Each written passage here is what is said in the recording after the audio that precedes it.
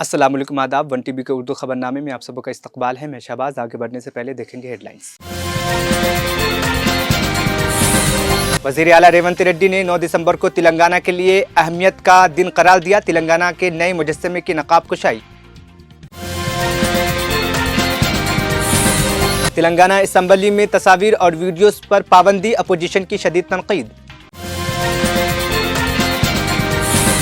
Opposition जमातों ने Rajya Sabha chairman Jagdeep धनकर के खिलाफ अदम एतमाद की तहरीक पेश की। उमर अब्दुल्ला ने रोहिंग्या पनाह गज़ीनों को इंसानी बहरान करार देकर मरकजी हुकूमत से वाज़ेह पॉलिसी का मुतालबा किया। AIMIM ने दिल्ली असम्बली इंतखाबात में ताहिर हुसैन को उम्मीदवार बनाने का किया ऐलान। फिलीपींस के कान लॉन आतिशफ़शा में धमाका, 87,000 अफराद को महफूज मकामात पर मुंतकिल किया गया। अब खबरें तफसील से।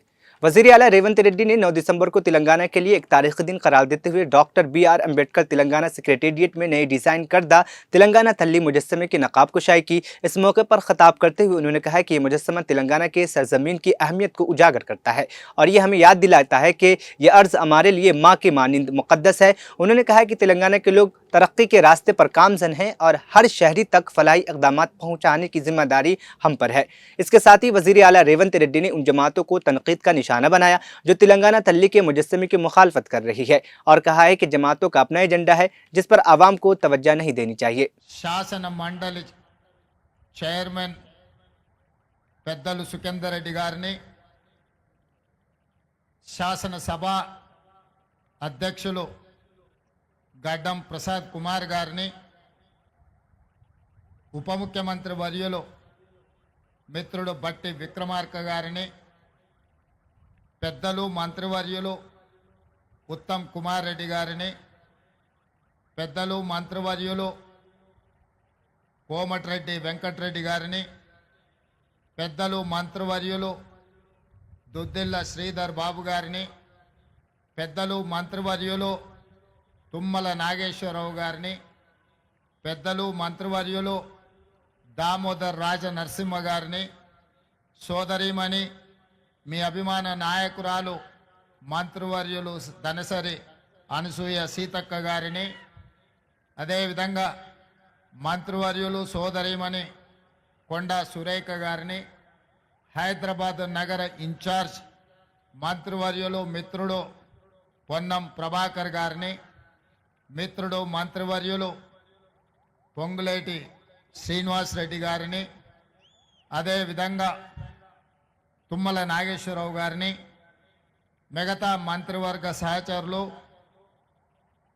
శాసన మండలి సభ్యులు, శాసనసభ్యులు, తెలంగాణ రాష్ట్ర IAS IPS IFS అధికారులు ఈరోజు ఇక్కడ చూస్తుంటే కృష్ణా గోదావరి నదులు హైదరాబాదు నగరంను ప్రవహిస్తే ఎలా ఉంటుందో తెలంగాణ నలుమూలల నుంచి మా ఆడబిడ్డలు తెలంగాణ తల్లి విగ్రహావిష్కరణలో పాల్గొని ఈ కార్యక్రమం ఒక అద్భుతమైన కార్యక్రమంగా చరిత్ర పుటలలో శాశ్వతంగా నిలిచిపోయే విధంగా ఇందులో పాల్గొన్న ప్రతి ఒక్కరికి మనస్ఫూర్తిగా నా శుభాకాంక్షలు.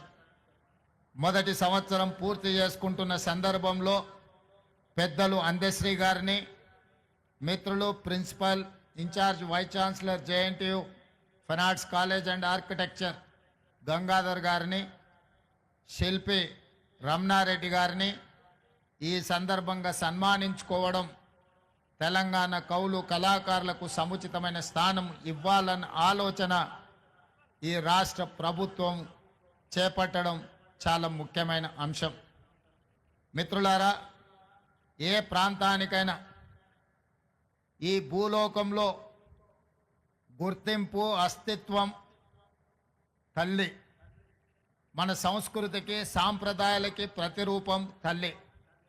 4 కోట్ల తెలంగాణ ప్రజలు దశాబ్దాల కాలం పాటు పోరాటం చేసి అమరులై సాధించుకున్న తెలంగాణ రాష్ట్రంలో ఈరోజు మన తెలంగాణ తల్లిని ప్రతిష్ఠించుకోవడం మనందరికీ గర్వకారణం. ఈ సందర్భంగా ఉమ్మడి రాష్ట్రంలో సమైక్య పాలనలో ఆనాడు తెలంగాణ సంస్కృతి మీద సాంప్రదాయాల మీద దాడి చేయడమే కాదు, హవయేళన చేస్తూ తెలంగాణ ప్రజల్ని అవమానించిన సందర్భాలు ఎన్నో మనం చూసినాం.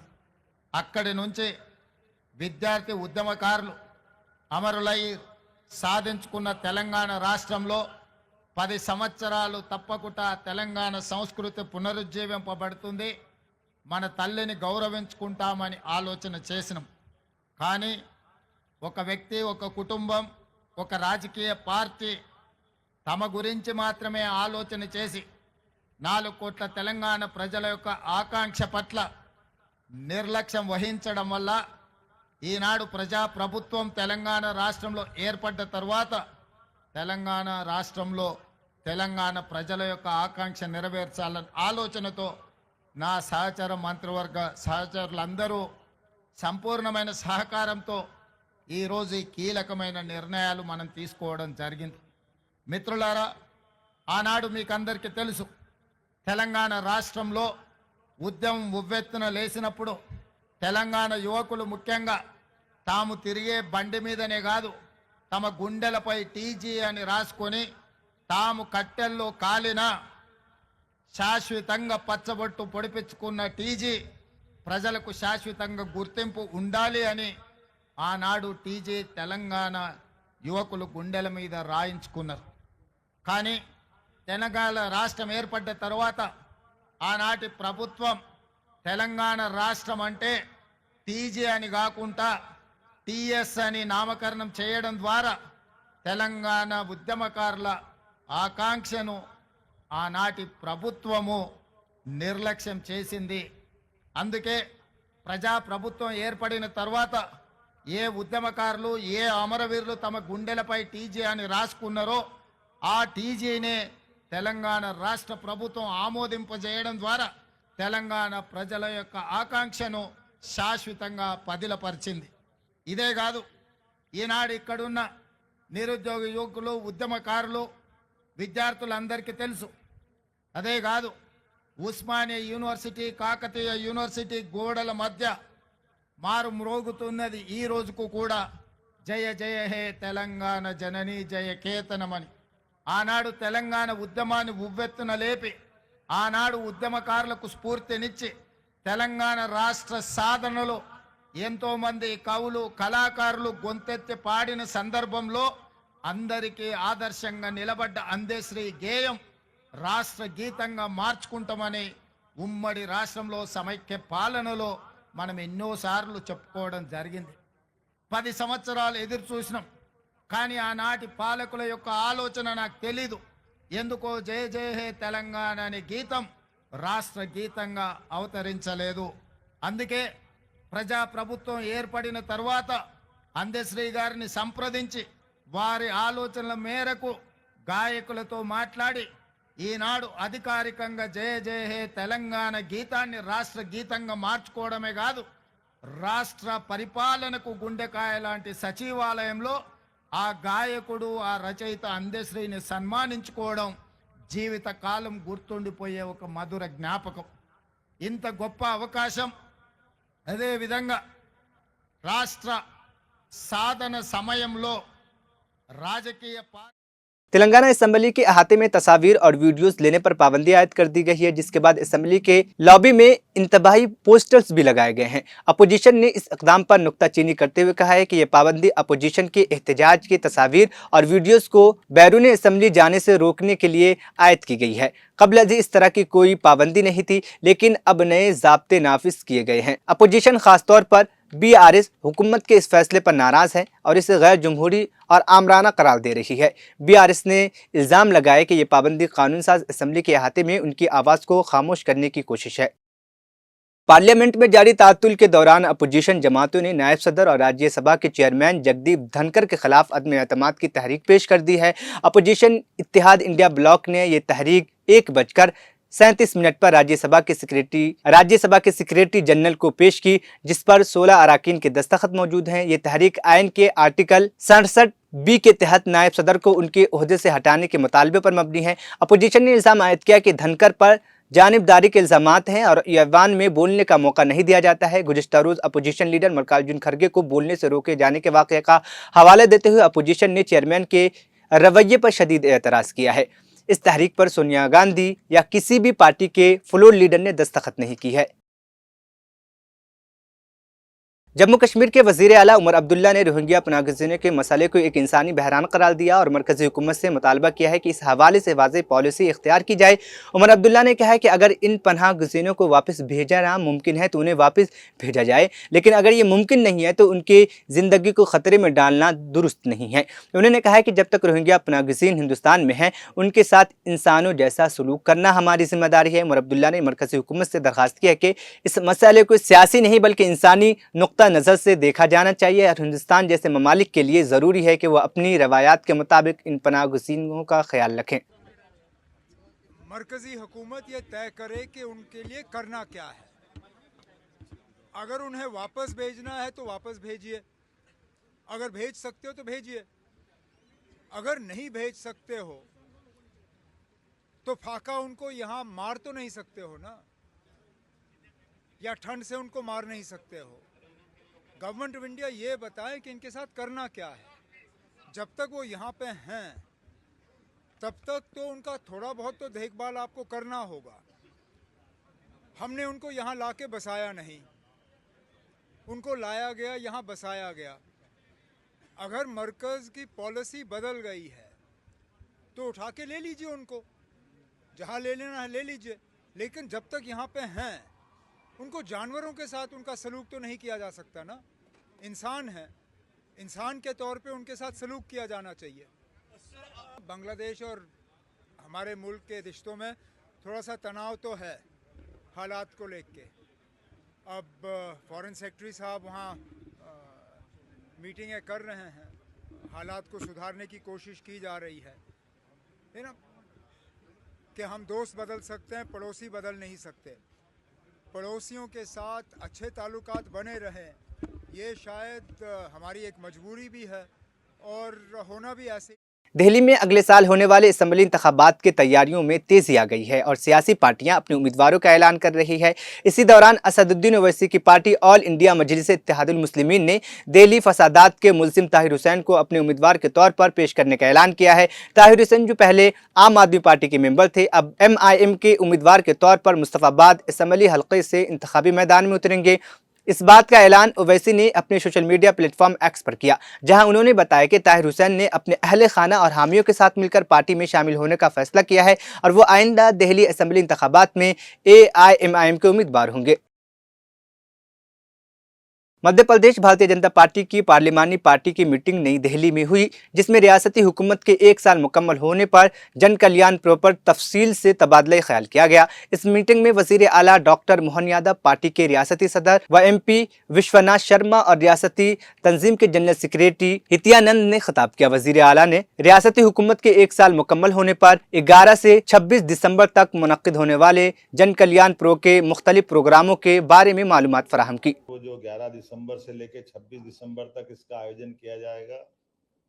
इस आयोजनों के लिए वृहद स्तर पर अलग अलग प्रकार के कामों को जोड़ते हुए लगभग 18,354 करोड़ के विकास कार्यों का भूमि पूजन लोकार्पण इस अभियान में किया जाएगा। संपूर्ण प्रदेश में 28 स्थानों पर ये तो चल रहा है, ये चलते हैं। अब आ रही? नमस्कार, आप तो आ रही है? मैं चल रही बात बिल्कुल। मध्य प्रदेश में विधानसभा चुनाव के बाद 1 वर्ष इस सरकार का हो रहा है। ऐसे में सरकार के स्तर पर हमने 2 प्रकार के अलग अलग अभियान और पर्व 2 तरह से मनाने का प्रयास किया गया। एक हमारी जन कल्याणकारी योजनाओं को नीचे तक पहुंचाने के लिए, जनहितैषी हितग्राहियों के लिए नगरीय स्तर पर सभी वार्डों में, पंचायत स्तर पर गांव-गांव के अंदर तक हमारी 56 प्रकार की जनहितैषी योजनाओं को लेकर के हमारे वार्ड के अंदर पार्षद, वार्ड के अंदर के अधिकारी कर्मचारी, नगरीय स्तर पर नगर निगम आयुक्तों को हमने इसका नोडल ऑफिसर बनाया है, जो 11 दिसंबर से लगा करके 26 जनवरी तक लगातार 40 दिन तक हमारे विभिन्न प्रकार की जनहितैषी योजनाओं को लेकर के जनता के बीच जाकर के जो हितग्राही पात्र पाए जाएंगे उन सबको वह सारी योजनाओं का लाभ दिलाने के लिए अभियान चलाने का निर्णय किया है। इसी प्रकार से जन कल्याण पर्व के माध्यम से हमारी बड़ी बड़ी योजनाओं को लेकर के प्रदेश के स्तर पर हमने कुछ कार्यक्रम बनाए जो लगभग एक पखवाड़ा के रूप में लगेंगे, जिसको हमने नाम दिया जन कल्याण पर्व के माध्यम से, जिसमें लगभग 18,354 करोड़ के विभिन्न प्रकार के विकास कार्यों का भूमि पूजन और लोकार्पण अलग अलग अवधि में किया जाना प्रस्तावित किया गया है। खास करके हमारे लिए यशस्वी प्रधानमंत्री के आशीर्वाद से हमारे नदी जोड़ो अभियान में हमें बड़ी सफलता मिली है। नदी जोड़ो अभियान में केन बेतवा ये बहुत बड़ी वृहद योजना है। स्वर्गीय भारत रत्न अटल बिहारी वाजपेयी जी ने स्वप्न देखा था कि यह नदी जोड़ो अभियान होना चाहिए। यशस्वी प्रधानमंत्री के आशीर्वाद से भारत की पहली नदी जोड़ो अभियान की पहली योजना केन बेतवा, जो बुंदेलखंड और यूपी दोनों राज्यों के मध्य में लगभग 1 लाख करोड़ की ये योजना है, जिसके माध्यम से हमारी इस योजना के पहले चरण का भूमि पूजन लोकार्पण माननीय प्रधानमंत्री जी समय देंगे, तो हम इस पखवाड़े के अंदर ही इस योजना को रखने जा रहे हैं। एक 20 वर्ष से ज्यादा समय से पार्वती काली सिंध चंबल योजना पे भी हमने सहमति दी है कि हमारे राज्य और राजस्थान दोनों के हित सामान्य है और सहज है। ऐसे में पुराने काल में लंबे समय तक इस योजना को, चूंकि राजनीतिक क्षेत्र में कठिनाई हुई रहती कि विपरीत राजनीति के जब राजनेता सरकार बनाते हैं तो कमोबेश इसकी कीमत हमको चुकाना पड़ी है, लेकिन अब भाग्य से राजस्थान और मध्य प्रदेश दोनों की एक ही दल की राजनीति के कार्यकर्ता होने के नाते से यशस्वी प्रधानमंत्री का इस आग्रह से हमने भी कहा कि पार्वती काली सिंध चंबल तीनों का जल आगे जाकर जमुना और जमुना से गंगा में जाता है, अर्थात गंगा बेसिन की नदियां हैं। तो हमारे लिए ये बड़ी योजना पे काम करने का हमने निर्णय किया है। हमने सहमति दी है। आमतौर पर इस पे high court, supreme court, Madhya Pradesh सरकार बहुत दिनों तक लड़ती रही है, लेकिन हमने इसमें समाधान दिया है कि इसकी जरूरत नहीं है, ये दोनों राज्यों के लिए बेहतर होगी।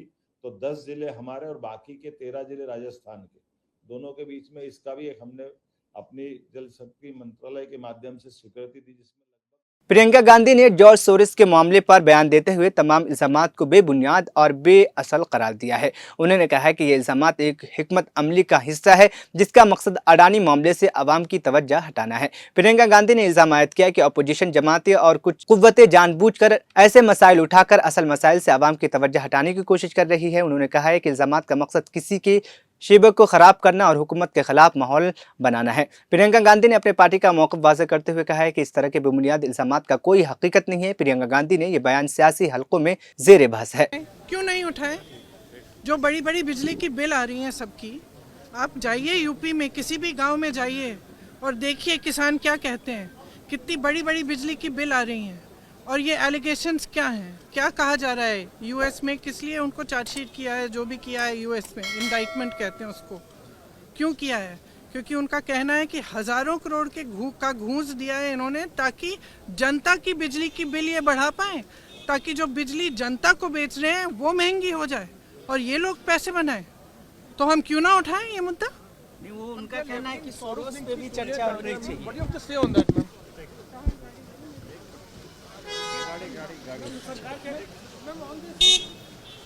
Ma'am, on this George Soros link, what do you have to say on that?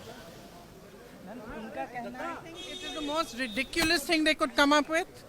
They're talking about some 1994. Nobody has any record of it.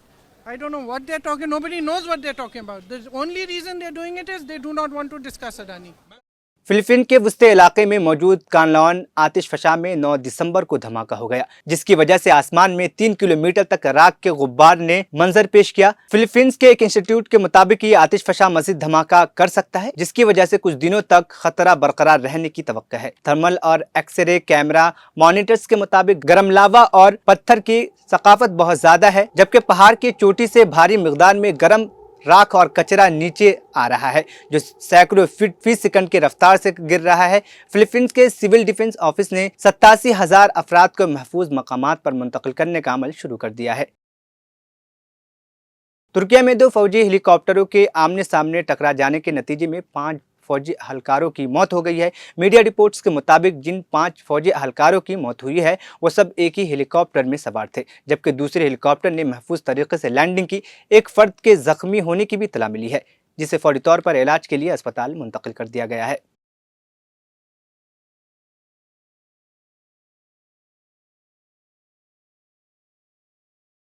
आखिर में हेडलाइंस फिर।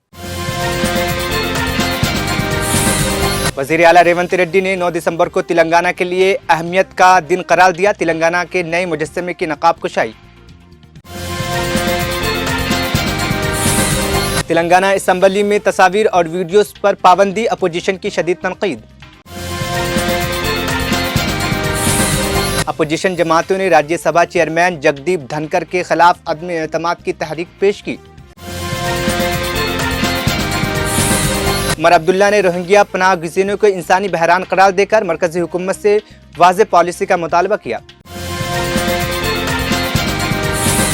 AIMIM ने दिल्ली असेंबली इंतखाबात में ताहिर हुसैन को उम्मीदवार बनाने का किया ऐलान।